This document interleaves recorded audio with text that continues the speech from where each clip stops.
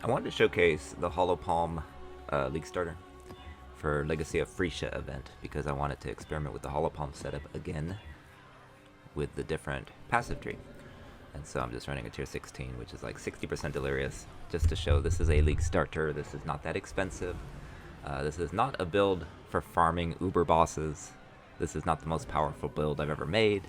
It's a lot cheaper than the most powerful builds I've ever made. It has 2 items that are relatively expensive, but you don't even necessarily need those. You get Rampage from your Dancing Dervish, which is a lot of fun. You can't use gloves, and you can't use a shield, of course. You count as dual wielding under Hollow Palm. Now, what's nice about this build, of course, is it's incredibly easy to level. I mean, I got to mapping in like 2 days when I actually started playing seriously, because you just start scaling your decks and you get these just flat fizz, which is very nice during camping. So it's an incredibly good League Starter.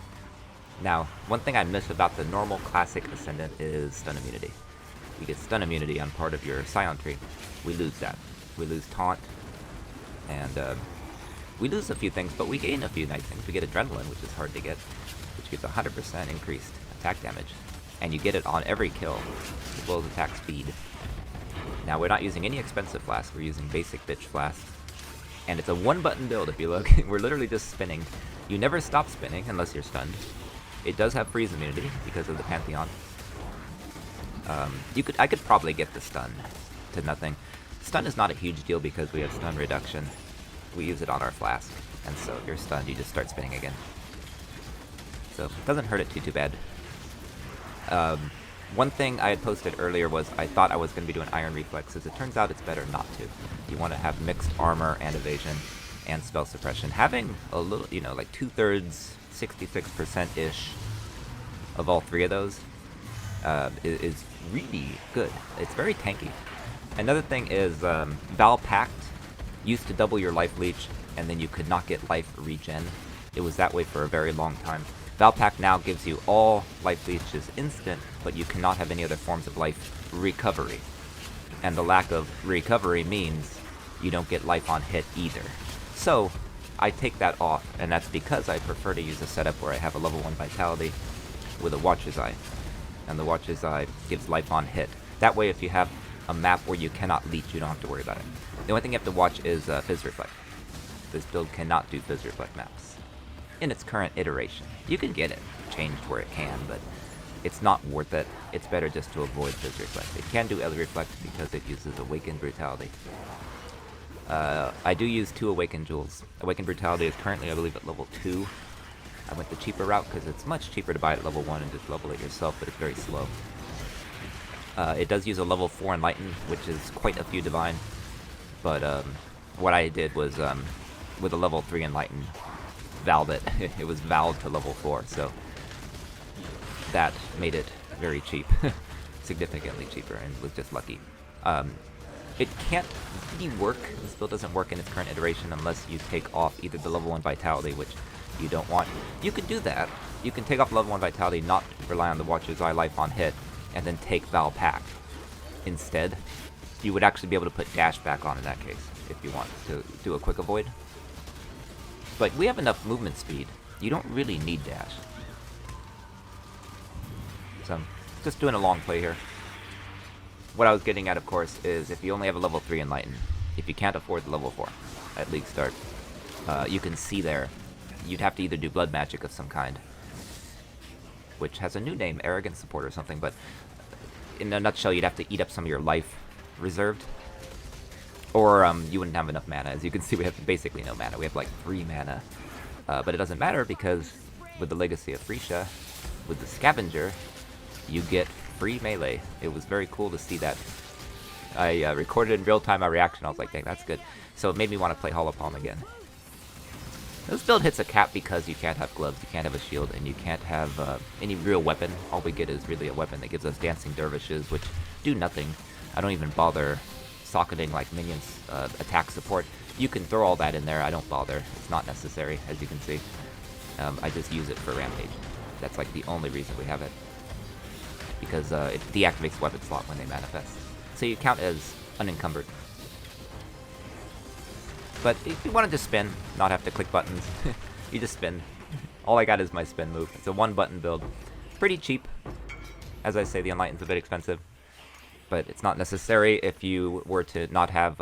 you could get rid of Vitality level 1, or which would probably be the way to do it. Or you could get rid of the 10% one, which I believe is Blood and Sand. Because this uses, you know, Blood and Sand, and it uses the other one. The 2 Blood Stances. And we use both Blood Stances and Pride. We get Onslaught for free. And Frenzy Charges come from the Cluster Tree.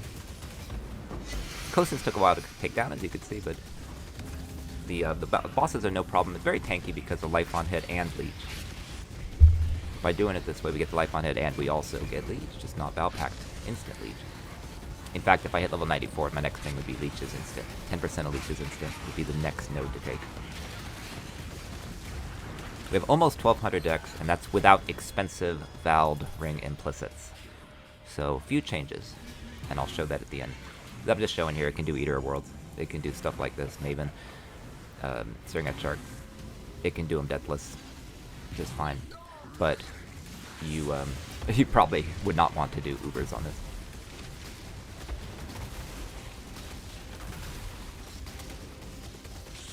I have a lot of builds that are faster, but this one's really good for leveling and starting a league.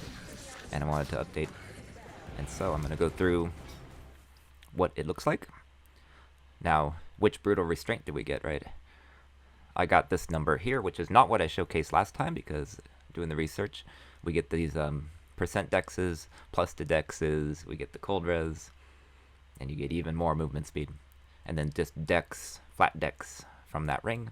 Watch as I double damage Pride, life with Vitality. You cannot take Valpact. Because the new Valpact is the new Valpact is the old Valpact from the 2.0 series. They just reverted it to the old days. So, not necessary. Obviously, we don't worry about the Purity of Fire. Precise Technique, we don't do crit at all. This build would be better if you could pull off crit too, but it'd be hard to do. Too many uniques. Dex with damage and life. Martial Prowess. Insatiable Killer. Hollow Palm itself. Let's see. I did take Charisma. That was not in the original plan. I did take Determination. Relatively cheap gear. These are like 2 Divine Garokon's Flights. Astramentus is like 2 Divine. These are like 1 Divine rings, I'd say. If you don't want to craft them yourself, I'd just buy them if I were you, unless you're solo self-found. This is not a solo self-found build, though. Too many uniques. Belt maybe 2 to 3 Divine. Basic bitch flasks. Stun, you know. Ignite. Bleed. You could do poison. We do a damage flask, because it helps. Poacher's Mark with Mark on Head, don't have to think about it. We do Whispers of Doom. So we also have vulnerability on the ring. I put Maim instead of Rage, because I can even just showcase this really quick. Rage does about the same, like, while at a decent chunk of Rage. And so, definitely not worth it. Better just have Maim, because then you're actually maiming them too, so that helps your defenses too. And then you have Fortify, which helps your defenses. Relatively okay life. It'd be better if it was 5,000. Used Awakened, because they were not that expensive. A couple Divine. I mean, this whole build costs maybe, what? Not counting the Enlightened. Probably could get it for 10 Divine. Trying to think here. Maybe 15, depending how much you level yourself or craft yourself. Let's see. This is where we put Pride. Flesh and Stone, that's what I couldn't think of. Flesh and Stone goes in there with the Enlighten. And Determination is nice, especially with this setup, because now we have a source of armor and evasion and spell suppression. Had Iron Reflexes for a while. It felt worse. I wasn't sure. The answer is don't take that with this current setup. What else do we have? That's from our ring. Oh, yes, of course. What does the whole point of Phrecia is this right here, right? Foxshade does help a lot. Soul Taker is huge. You don't have to worry about mana reduction. Very important. And then the source of adrenaline. That is the setup. It's fun to just spin. Just spin.